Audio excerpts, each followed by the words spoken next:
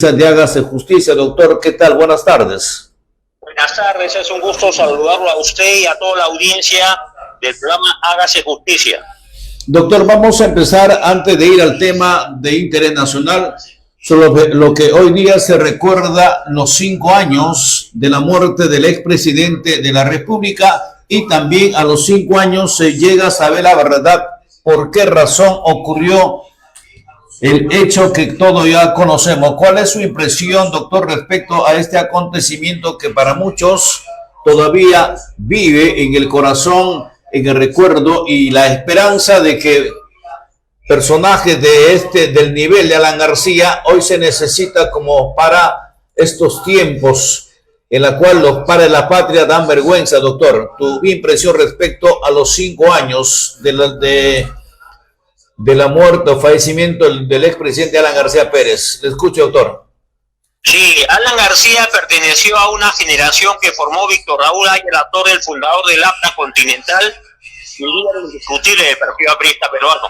Ajá. Alan García Torre a los 36 años logró en primera vuelta ganar la presidencia de la República en 1985. Y como usted lo ha señalado, a 5 años de su muerte, el país que hace un tiempo tenía alguna resistencia a su liderazgo, cuestionaba su liderazgo nacional, ahora reconoce las virtudes estadistas del presidente García, y cuando se compara lo que ha pasado en el país después de la muerte del presidente García, el vicerrato, la mediocre gestión del presidente Sagasti, Pedro Castillo, el golpista, y ahora la ciudad Boluarte llena de boatos, de lujos y de dispendio y falta de capacidad de gestión, el país evoca con mayor razón.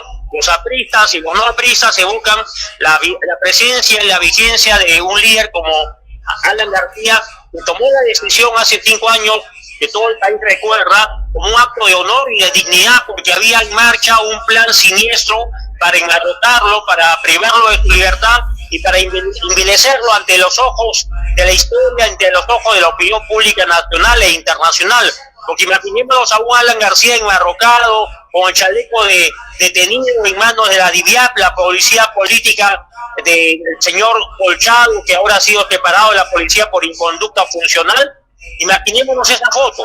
Alan García tenía suficiente dignidad para no ser enmarrocado, y por eso es una decisión que fue pensada, porque hay de por medio una carta póstuma que su familia leyó el día de sus exequias en el aula magna del Partido Aprista peruano en la avenida Alfonso Ugarte. Se leyó el sentimiento del presidente, que optaba por el honor y optaba por la dignidad y dejaba su cadáver como una muestra de desprecio a sus enemigos.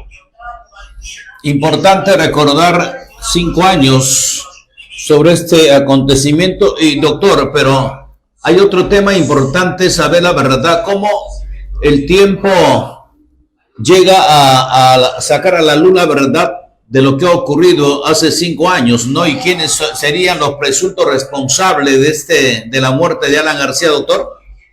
Sí, definitivamente hubo todo un plan urdido por los caviares y comunistas. No hay que olvidar que el presidente García solicitó asilo al gobierno de Uruguay, y un acto deshonroso, Uruguay, desconociendo su vieja tradición de asilo, le negó el asilo al presidente García en diciembre del 2018.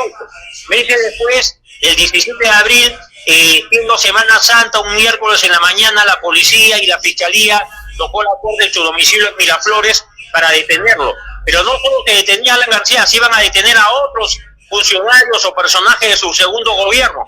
La intención era digamos, enmarrocar a Alan García. El señor Vizcarra había convocado a sesión de gabinete, a sesión de Consejo Ministro en Palacio Gobierno a las 7 de la mañana, una hora inusual, porque todas las sesiones de gabinete se inician a las 9 o 10 de la mañana. Entonces había, y las cámaras de televisión, los medios cercanos al gobierno estaban cubriendo la información en directo, y ciertamente ahora que Jaime Villanueva, que está prestando su colaboración a la justicia, declara que hubo de todo, detrás de esto un montaje, una maquinaria para detener al presidente García, montada por el señor Gustavo Gorriti, por el señor de la Barba, por el señor José Domingo Pérez.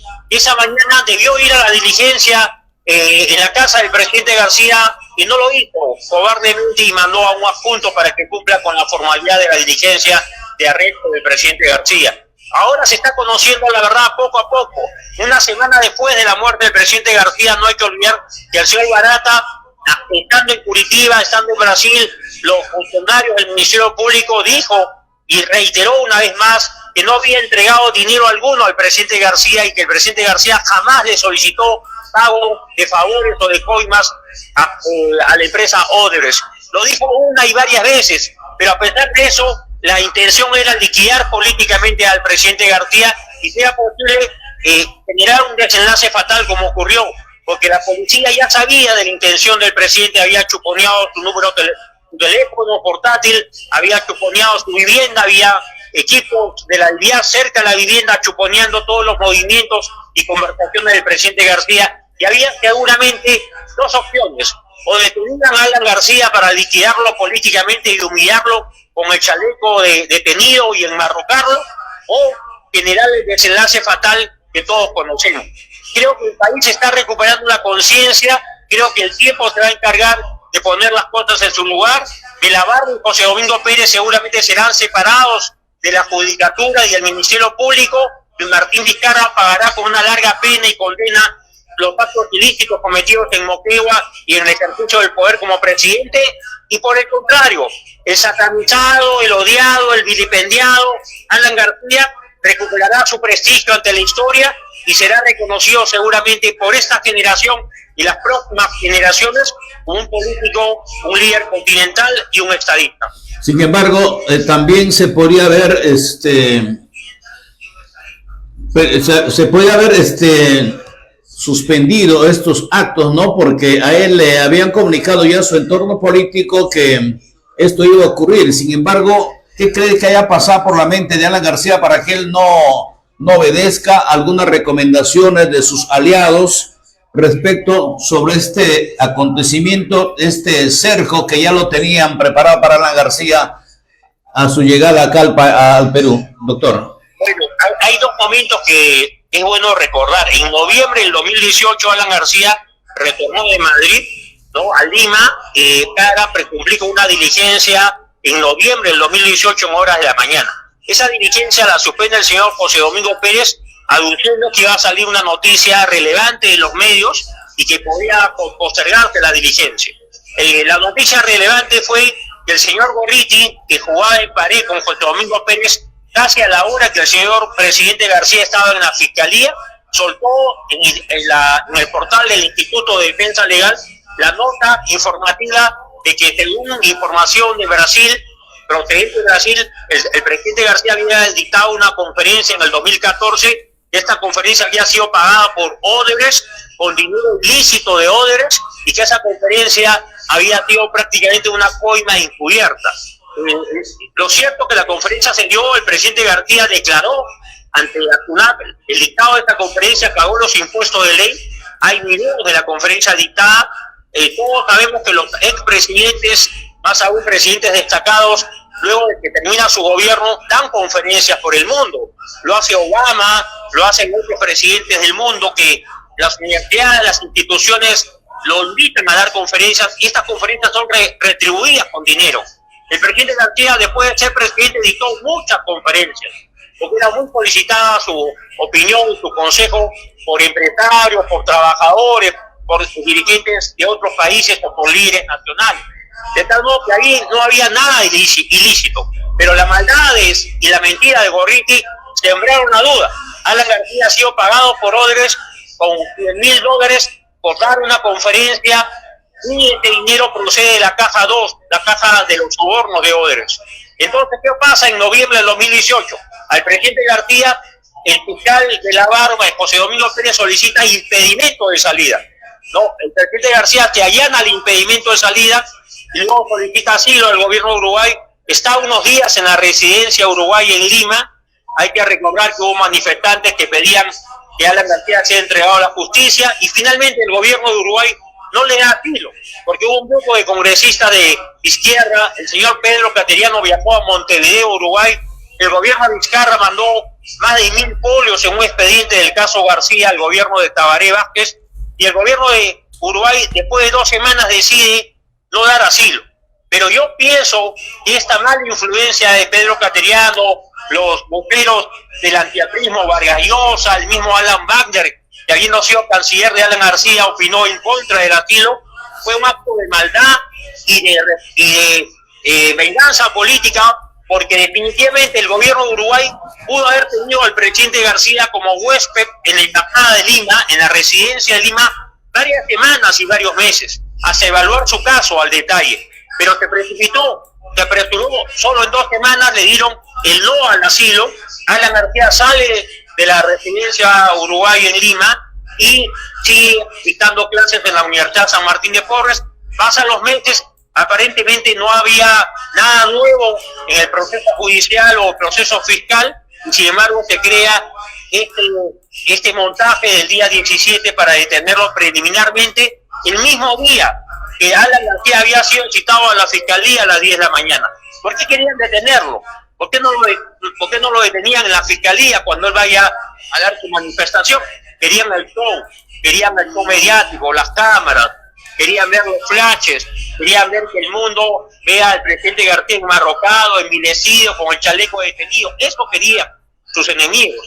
No hay que olvidar que Rosa María Palacio sacó un Twitter muy temprano esta mañana diciendo Alan García va a ser detenido. Entonces ellos sabían lo que iba a pasar, no fue una cosa casual.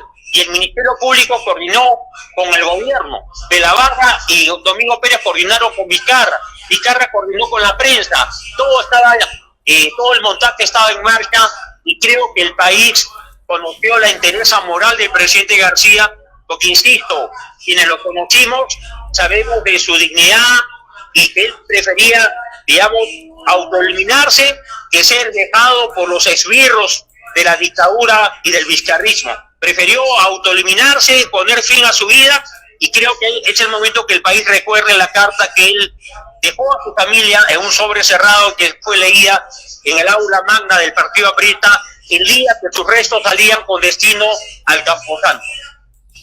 Doctor, entonces creo que hay que recordar, y esto lo recordamos todos, ¿no? Y añoramos esos momentos. Un representante, un gobernante al nivel, a la altura de Alan García, hasta el momento todavía no escasea, ¿no? Esperamos. ¿Cuál es el legado que ha dejado Alan García, doctor, para esta generación? Bueno, yo creo que el presidente García, que se formó al lado de Aya La Torre, líder histórico del APRA Continental y del Partido Aprista, dejó una gran lección. Era un demócrata, nunca intentó dar un golpe de Estado como lo hizo Alberto Fujimori, el autogolpe del 92 o el cierre inconstitucional de Martín Vizcarra del 2019. Alan García fue tolerante incluso con sus enemigos. Nunca se quejó de las difamaciones y calumnias de Fernando Olivera, su perseguidor empedernido, o del señor Pedro Cateriano. No, nunca tuvo gesto de grandeza con Mario Vargas Llosa, premio Nobel de Literatura, a pesar de la poca cortesía que tuvo Vargas Llosa con Alan García, incluso el día de su muerte, porque en un acto de falta de grandeza, Vargas Llosa redactó una columna de opinión para el diario El País, día después de la muerte de Alan García, retacheándole, ¿no? Negándole méritos, ni siquiera reconociendo su condición de intelectual, de académico, ¿no? La bajeza de los enemigos del APRA fue conocida en los años de Aya La Torre, ¿no? Que fue perseguido, encarcelado, desterrado. Además de eso, tuvo que vacilarse en la embajada de Lima, no se le permitió llegar a la presidencia de la República. En el caso de Alan García sí llegó a la presidencia de la República, pero querían verlo o preso o muerto. Lograron el segundo, pero lo que no han logrado, amigo Wilson, es que la gente siga recordando a Alan García, y creo que 5 años después, y cuando pasen 10 o pasen más años, el país va a reconocerle el lugar que tiene en la historia del APRA y del Perú, como estadista, como demócrata, como líder continental. Y ahí están sus obras: el Metro de Lima, Chavimochi, la ampliación de las irrigaciones en el norte que han tenido consigo el boom agroexportador, ¿no? La Alianza del Pacífico, el tema marítimo con Chile, que se recuperó 50.000 kilómetros cuadrados de mar territorial para el Perú, haciendo la demanda ante la Corte Internacional de la Haya, y sobre todo el respeto que tenían los líderes del mundo por el presidente García. Era una persona con gran carisma, con gran capacidad de oratoria, muy respetado en foros nacionales e internacionales, recordado como un gran orador y un gran conferencista. Pero tanto era la maldad que hasta te negaba el derecho, Gorriti negaba el derecho de Alan García de dar conferencias y compartir su conocimiento con los demás. Entonces creo que los odiadores, hoy Gorriti cobardemente no entrega su celular, hoy Barba está siendo cuestionado, José Domingo Pérez terminará seguramente en el banquillo de los acusados. De Fernando Olivera nadie se acuerda, ¿no? El colaborador de Odres, el que montó el tema de la interoceánica, y todos los odiadores de la Prismo, de Ayer Ator y de Alan García serán olvidados, mientras que ahora el APRA, que está próximo a celebrar sus 100 años como movimiento continental, lo hace a lo grande. Ayer Ator es evocado y Alan García será recordado cada vez más. Y creo que su legado es justamente haber demostrado que en democracia se puede progresar, que no es necesario golpes militares ni dictaduras para progresar en el país. La obra hecha en su segundo gobierno, el Teatro Nacional, los colegios emblemáticos, ¿no? Obras de envergadura como carreteras, puentes y caminos en todo el Perú. Dio un gran impulso a la descentralización, a la regionalización, dando recursos a los gobiernos regionales para que hagan obra por cuenta propia. De tal modo que creo que la etapa de odio, de negacionismo, Alan García, incluso mañana tengo entendido que se va a estrenar una película en los cines de Lima, dando a entender que Alan García no ha muerto. A este extremo llega la maldad, ¿no? En verdad la duda de que Alan García no ha muerto, pero yo digo y afirmo, Alan García murió físicamente, pero su legado va a tener resonancia en el Perú y en otras partes del mundo como un demócrata, un líder continental y un estadista. Doctor, qué importante no recordar estos momentos. Ahora vamos al tema nacional, que cada día nos viene asombrado, pues la situación que ocurre tanto en el Congreso de la República. El tema, por ejemplo, de Halber Colchado, el hombre que impera justicia. Era justo su retiro tan solo por mostrar la torta nada más, que para muchos ha sido pues una falta de respeto a la primera autoridad, en este caso la alta investidura de la presidenta de la República, Dina Boluarte, sobre el allanamiento que ocurrió y que estaba bajo el mando de Colchado, doctor. Mire, la DIVIAP que ha dirigido el señor Colchado hasta hace pocos días es una policía política creada en el gobierno de Martín Vizcarra para chuponear y para perseguir a sus enemigos. La DIVIAP fue la que actuó en el caso de la frustrada detención del presidente García en abril del 2019. Y la DIVIAP ha asumido protagonismo y el señor Colchado se cree un líder de opinión, un hombre con grandes virtudes, y solamente es un oficial de la policía, como hay decenas de coroneles, decenas de generales que merecen todo el respeto. Yo creo que el señor Colchado ha arrebatado, y con su inconducta, el día del allanamiento a la casa de la presidenta Boluarte, y yo no asumo la defensa política ni legal de la señora Boluarte, en absoluto, pero creo que su protagonismo, dar la orden para que con la puerta puedan ingresar la policía a la vivienda en Surquillo, la vivienda de la señora Boluarte, y con el tema de la torta, que parece anecdótico, ¿no? Una torta de cumpleaños con una alegoría, un adorno alusivo a la rotura de la puerta en la casa de la señora Boluarte, parecería una cosa anecdótica o una broma. No, parecería que no es grave, pero sí lo es, porque el señor Colchado en sus redes personales, repito, colgó esta foto como para demostrar que no solamente está de cumpleaños, que el país debe recordar y saludarlo por su cumpleaños, sino porque él está por encima de todos. El señor, recuerdo mucho cuando el 2019 fue citado al Congreso de la República, a la Comisión de Defensa Nacional, unos días después de la muerte del presidente García. El señor se mostró desafiante, que quiso sacar la camisa, el chaleco, no respetó al presidente de la comisión, no respetó a los congresistas, porque es su naturaleza. Es un hombre que cree que está por encima de los demás. ¿Quién es el señor Colchado Guamaní? ¿Cuáles son sus credenciales académicas? ¿Dónde ha estudiado Colchado Guamaní? Le pregunto a Colchado Guamaní, ¿dónde has estudiado? ¿Qué formación académica tienes? Yo he conversado con destacados coroneles y generales de la policía y todos tienen el peor concepto del señor Colchado Guamaní, ¿no? Ahora, él tiene derecho al debido proceso. Lo han suspendido, no lo han separado de la policía, ha perdido la comisión de la jefe de la DIVIAC y pregunto, ¿no hay otro coronel que pueda reemplazarlo? Seguro que sí, ya han designado a una persona a cargo de la DIVIAC, ¿no? Y seguramente habrán otras personas en lista de espera, pero nadie es imprescindible. Y creo que el señor Colchado Guamaní no ha escrito la historia del Perú en los últimos años. Él es un operador de Gustavo Gorriti. Él es un hombre de la confianza de la señora Marita Barreto, que ha salido a defenderlo. Él es un operador de Belabarba, de José Domingo Pérez. Ya no es un policía, ya no es un oficial, es un operador político, no nos engañemos. Y creo que la suspensión ha sido un acto que ha resuelto la inspectoría de la Policía Nacional. Se han escuchado declaraciones de altos oficiales de la policía, el retiro que todos aseguran que hay un estatuto, una ley orgánica de la policía, que hay reglamentos internos que todos tienen que cumplir, suboficiales y oficiales, y creo que el señor Colchado ha violado las normas y por lo tanto la suspensión o la disposición dictada por la inspectoría de la policía se arregla a derecho y se arregla a ley.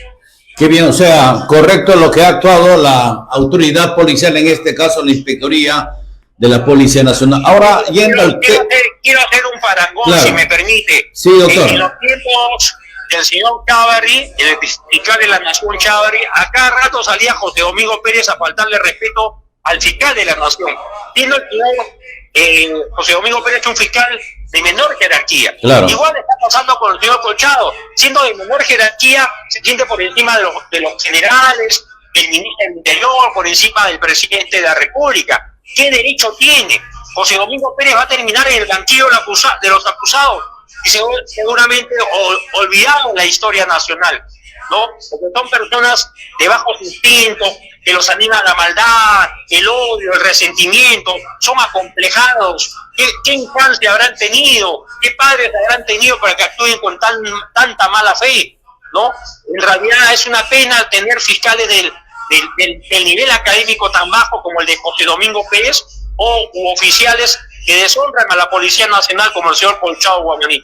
Qué bien. Ahora, doctor, sobre el caso de Patricia Benavides, suspendida, y que buscan, próximamente se va a presentar nuevamente a la Junta Nacional de Justicia, donde ahí van a ver precisamente ya su destitución definitiva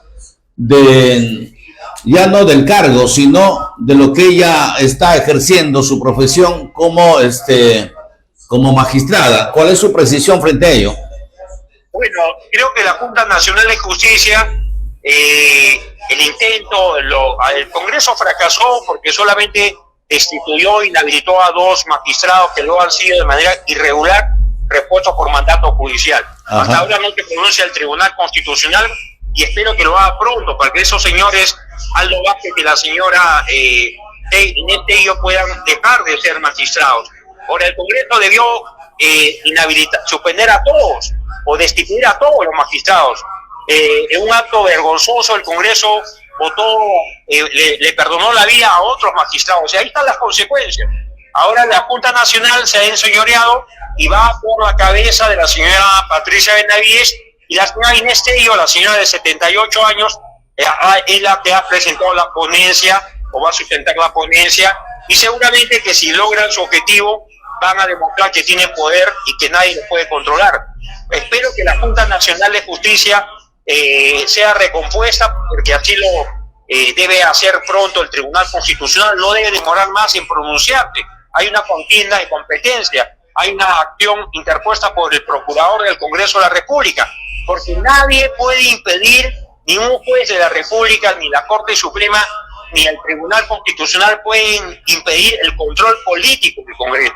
El Congreso tiene facultades de control político y puede destituir, puede separar o puede inhabilitar a los funcionarios que tienen rango constitucional conforme al artículo 99 de la Constitución. Entonces, en realidad, estamos en tiempos donde las cosas se invierten, fiscales de menor graduación, de menor jerarquía, ofenden al fiscal de la nación, oficiales de la policía de menor jerarquía, ofenden a las instituciones democráticas del país, ¿no? Y además al Congreso, que tiene facultades políticas de control político, se le impide ejercer el control político, porque si no, no me explico cómo una sala constitucional con 2 votos a favor y 1 en contra ha repuesto a los señores Aldo Vázquez y a la señora Inés Tello, que ya habían sido destituidos e inhabilitados, los ha repuesto, no rápidamente, en cuestiones de días, brevemente, sumariamente los ha repuesto y han vuelto a ser magistrados de la Junta Nacional de Justicia. Qué bien, doctor. Entonces las cosas, hay que esperar qué es lo que va a ocurrir más adelante sobre el destino de la ex fiscal de la Nación, Patricia Benavides, que está afrontando. Ella dijo no, que no tiene miedo ni que lo destituya, nada, ella va simplemente a afrontar la cosa con bastante dignidad y con esa fortaleza que tiene. Gracias, doctor José Antonio Torres Iriarte, por esta entrevista concedida. Hágase justicia y buenas tardes, doctor. Muchas gracias, muy amable.